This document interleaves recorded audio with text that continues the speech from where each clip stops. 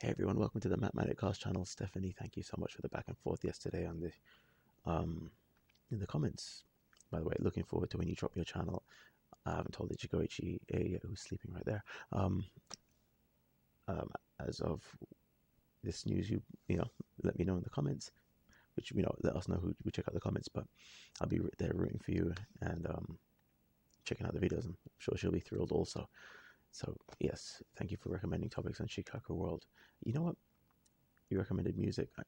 I'm actually very curious about K-pop bands now. I just want to know how did this happen? It kind of crept up on me, or I was sleeping on the whole scene the whole time, and they're always big and so on, or I'm just out of touch. But I want to learn about this stuff. If you can give us any recommendations, any pointers on how to research K-pop and whatnot, let us know. But I'm sure she knows more than I do because she's good old native-born Japanese. Alright, now enough of that rambling. Let's go with the song you recommended. BTS Mic Drop, Steve Aoki remix. I think that guy's a DJ from Japan or something. I don't know. But let's just get into it.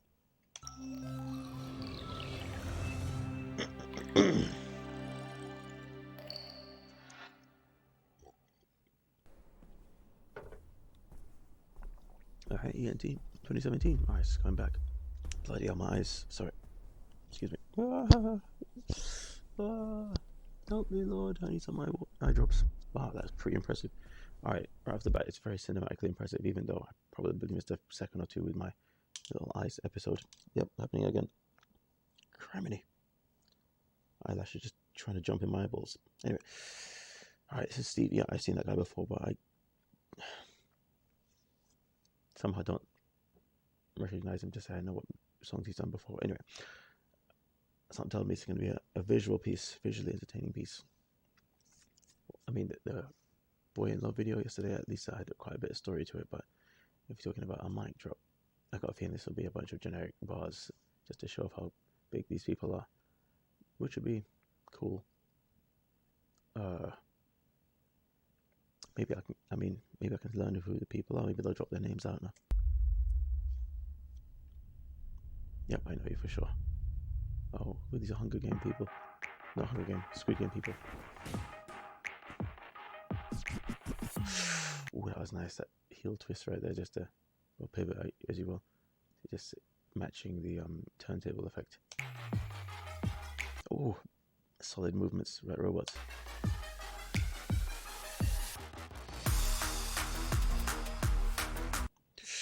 They're solid, aren't they? I mean, they could equally, like Minaj said in the what's that song she did? End of the World. With Nicki Minaj featured with this singer once who was signed to Young Money, a song called End of the World. She said rap artist, but could have got a pop deal. I mean, these guys are singers, right? Is this going to be a song mashup or mashup? Sorry, it's going to be a mic drop showcasing singing or showcasing rapping. I imagine rapping, but one thing I love about Asia, like acts like Ripsline, my favorite rap group, and so on. Even though they're kind of more playful with it, it's the whole idea of dance. Where the hell did dance go in hip hop? Rap groups, an old school thing these days. But Asia kept that going, and that's what the thing I love about Asian rap is that it's very much, again, assuming this is rap, but hip hop is playing a part in this. But anyway, is that they kind of got like this time capsule thing going on, where they have some things that one would have thought would have been outdated, but they kept doing it and turn it into something else in their own way. Like in the UK, in commercials on TV in the UK, we tend not to have jingles anymore. When I say we, I haven't really been in the UK in 3 years, but I imagine, the family I keep in touch with, yeah, they let me know that's still going on. But in Japan, they're big on jingles, big on stuff that was really big a few years ago. And when it comes to rap, they're big on rap dancers actually dancing. So, yeah, I imagine I'm about to enjoy this. All right, enough prejudice. No. Enough presumptions. That's the word. Oh my god, the Squid Game. Wow, this mic's about to make a big old drop. Of course, it's not Squid Game. This is at least 3 years before Squid Game, but you might as well be. What's going on?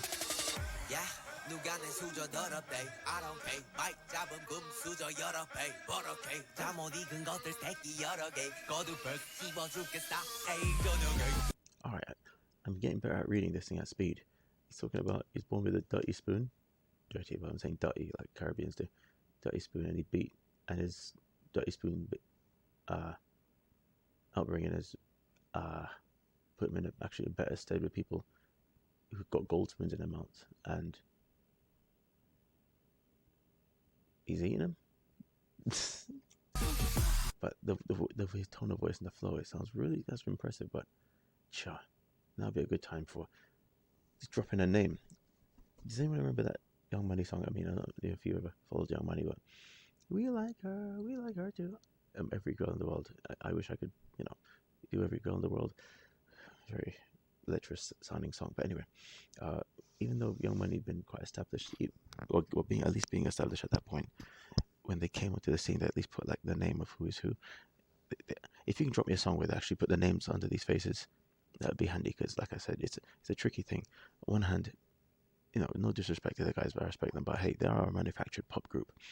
And when it comes to manufactured pop groups, you got this battle between making everybody kind of cookie cutter generic and somehow changing them up every time so the audience doesn't get bored in the process. I'm just trying to find out, all right, are you that same singer from the last song? What's your name, bloody hell? You know what I'm saying?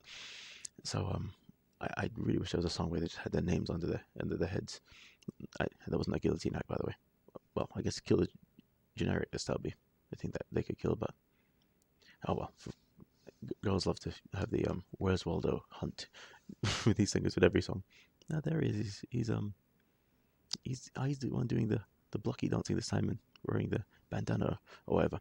But who is this guy with the nice flow and the fingerless gloves? Anyway, let's just let the rap play out. Enough of my ramblings. Ooh.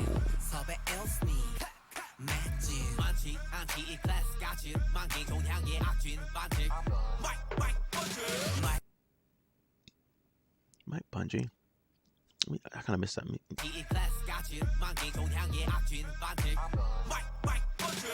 All right. I'm trying to not talk too much, but the flow is very much, sorry, that cadence, as they call it, or the rhymes, the theme of what he's rapping about being funky fresh and eating his enemies, as he just dips in and out the scene like a Mike Bungie. All right, that was a weird way to try and stick everything together, but nice flow.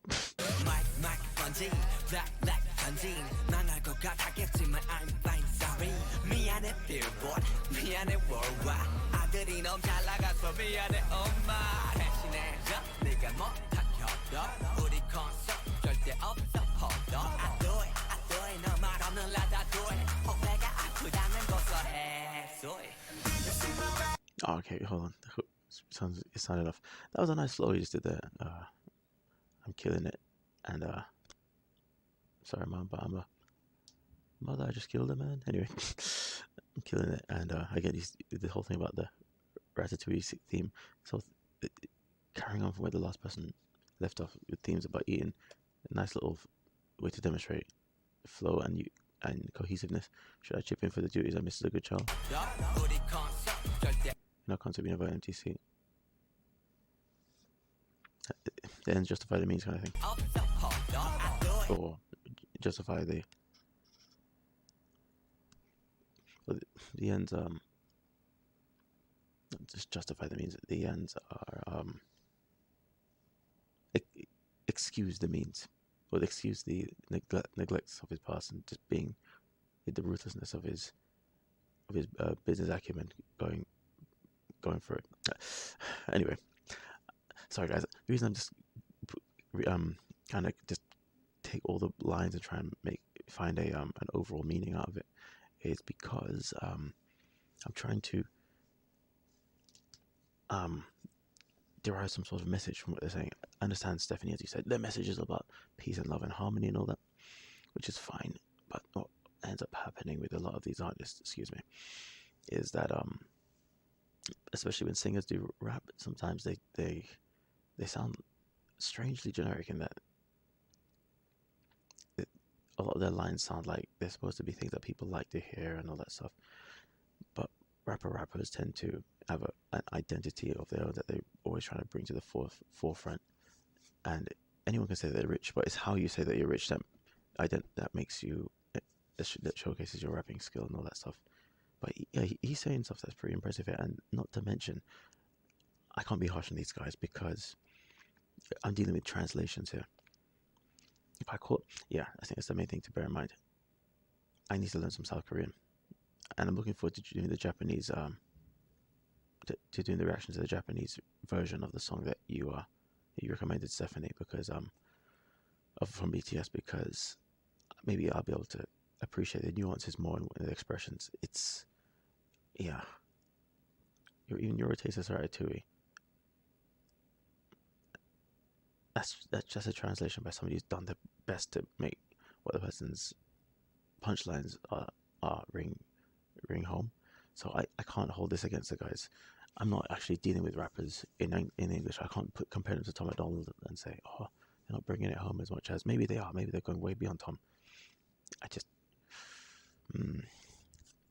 we need to listen to other reactors of these guys who actually speak English and Korean as well, because I hate to be missing out on a lot of the clever punchlines. Anyway, but still, they're definitely not losing any points as far as the visuals and the dance moves and the melody and the production as far as that's concerned.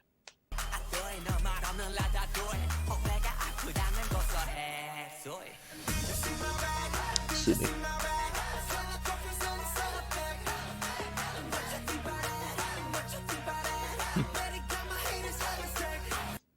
Alright, now that English hook that's pretty dope. Boy, I really wish I spoke more Korean. You know what? I gotta start somewhere, don't I? I'm gonna start with my Rosetta Stone, learn some Korean. Nah, maybe there's no way to start. I gotta start somewhere.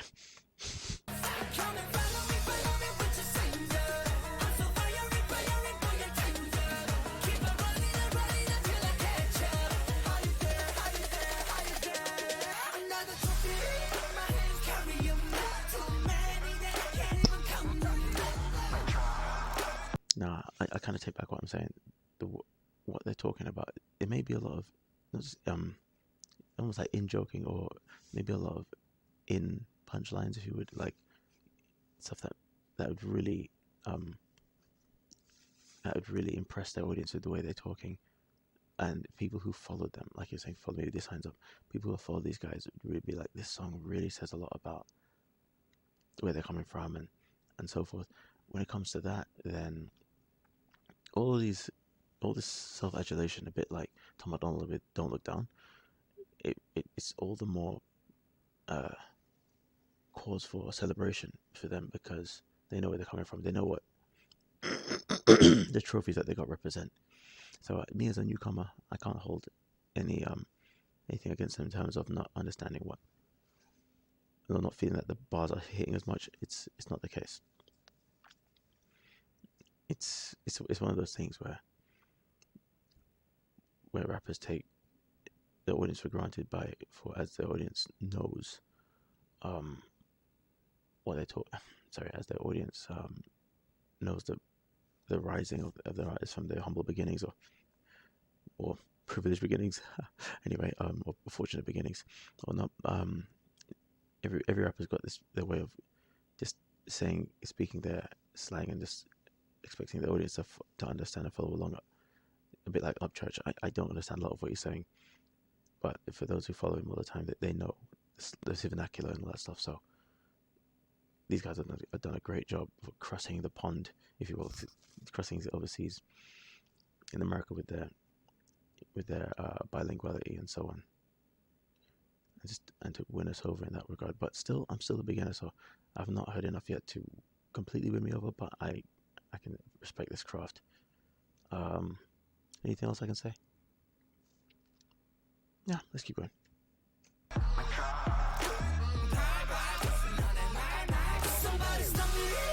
Foot, watch it, what? foot, watch it, your mouth, watch it. Is that watch what you step, watch what you say kind of thing? It's probably one of those things that would be really cool in Korean. Sure.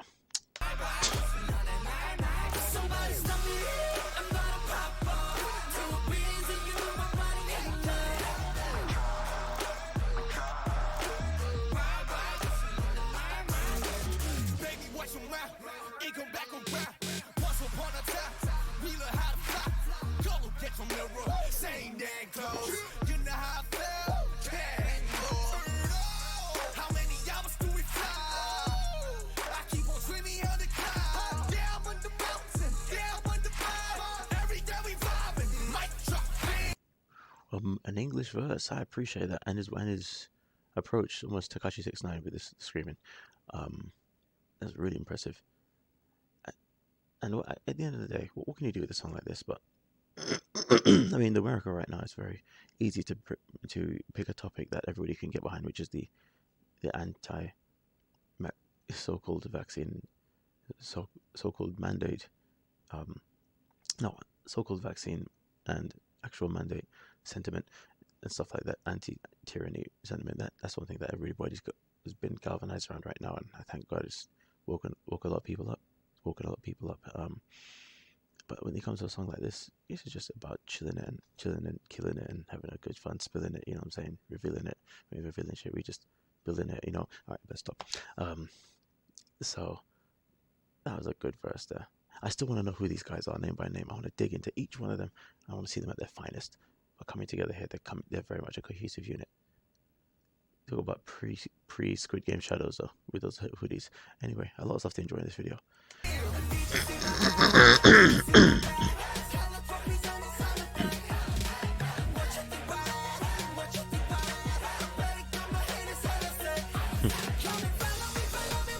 I mean, when I say we got my haters hella sick, it's I gotta say, just this into a bit of context. Excuse me, when you got people trolling the old boy bands and stuff and saying, I don't like you for whatever reason, I think you're this, I think you're that, blah blah blah blah. You know, you've got what is called a hater, of course, as we know, and for all we know, I suppose I could dig into. I don't really dig the hater scene so much, but I can dig into some of the comments that people have made about these guys up to this point to kind of get some context as to what people are saying about them. It's a bit like how I don't cover diss tracks on my channel, at least anymore, because I'm like, I don't care for artists just tearing each other down for no reason when they can just both build themselves up. But the whole thing about Tom McDonald and Mac Lethal, I gave it a listen, and there's no way I'd do a reaction to that. That's nonsense. These two people who are obviously great artists just tearing each other down. Yes, albeit they may be on different political sides and whatnot, but so what? But in the process, when people are hating on people, they tend to bring up a lot of the person's backstory. They may not have known, like Loza saying, "Oh, he used to be F Trump and the Proud Boy player, the Proud Boy, whatever his name is, doing a diss song against loads of making an F Trump song, calling him a fake patriot and blah blah blah blah." I'm like, so what, man? Everybody's got skeletons and whatnot. But at the very least, I won't take what somebody said in a diss track against somebody to hold it against them per se. But it's that's on you if you want to take somebody's backstory, which everybody's got, and try and use it against them. But at the very least, there should be some objective stuff in there that I can learn from. So maybe I can check out all these people who have something to say negative about BTS just to find out what their backstories are. Not to hold it against them, but just to at least know about the guys. Because this whole thing indeed may just be an in-your-face na thing to trolls and haters and whatnot, which makes sense as to why they got this kind of dancing on the graves of their enemies kind of vibe going on here. But it's not that intense, but something of the sort. But they got that going on, and at the same time they're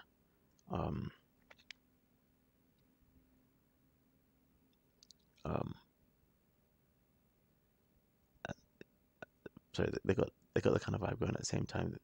They just got this general feel good vibe at the same time. So it's got me curious as to who are these haters that they're talking about.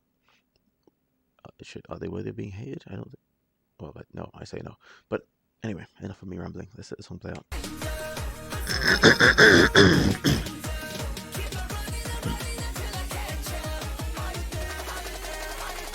I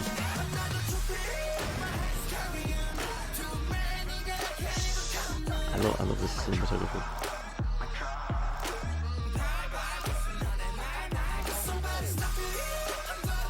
The explosions in the background is excellent.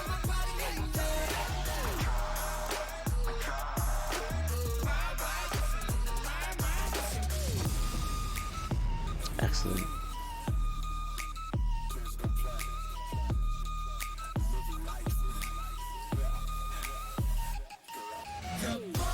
Live a life, yeah, man.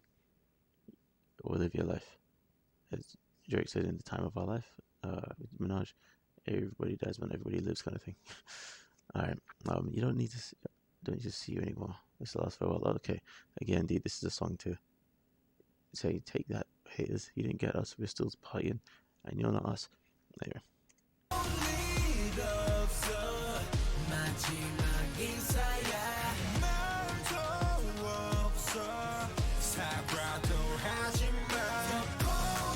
Oh yeah, please be unapologetic with the eyeliner. Anyway.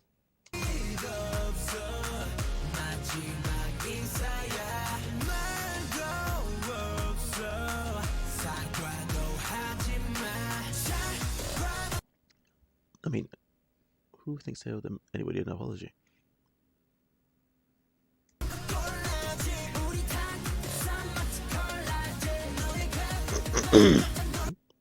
Corny, I'm shocked when I see this.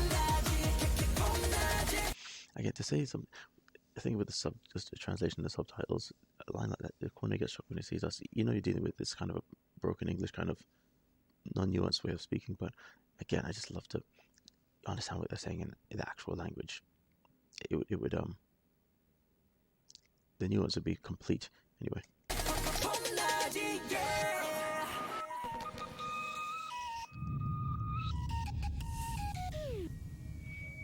Masterpiece. BTS. Stephanie, that was a long ass reaction from me. Sorry for pausing so long, but hopefully I'll pick up the pace going forward. I just needed to have a piece like this where I said my piece on what I think they're all about, but no, how they're coming across to me, because I don't know these guys, and hopefully going forward I'll be good to identify if you can tell me one of these people's names, and if there's anything interesting about them, per se. And what is interesting? Just if there's something noteworthy or something that I ought to bear in mind about them. That way, and that's how it worked with me in voice play. It's with Jeff. I started to follow him, and then somebody said, "Why are you always talking about Jeff?" I'm like, "Yeah, listen, I like Jeff, but I don't know the other guys." Then I started to learn about Ellie, like Cesar De La Rosa. Both were in Japan, lived in Japan for a while, and speak Japanese. I was like, "Wow, that's cool." And about Earl, and about Jay Nunn, and about Adriana, who shows up now from time to time. But these guys, if I get to know about them as individuals a bit more, it would make their pieces all the more impactful, just having something to follow on. Right now, I don't know anything. Anyway, catch you next time, Stephanie, where we go on, we go all. Peace.